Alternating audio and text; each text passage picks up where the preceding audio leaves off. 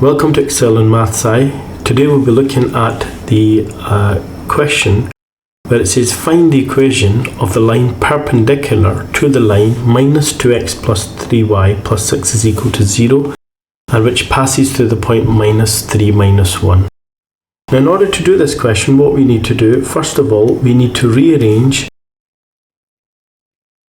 this equation in the form y equals mx plus c.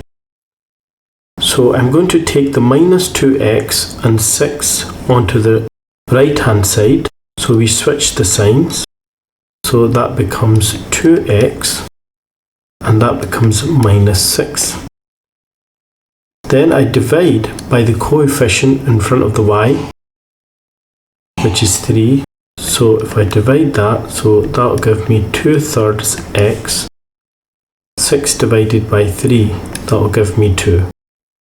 So my gradient m is 2 over 3. And my perpendicular gradient, that would be minus 3 over 2. If two lines are perpendicular to each other, the product of the gradient gives you minus 1. So now that we've got that, so we've got our gradient and we've got the point through which the line passes.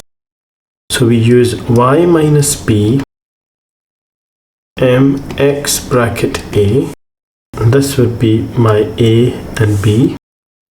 So I've got y, now b is a minus, so that will become a plus. M is minus 3 over 2, and that's x. And this negative 3, so minus will make that a plus 3. Now I want to get rid of the 2 and the denominator, so I don't want to deal with fractions, so we just multiply the whole equation by 2.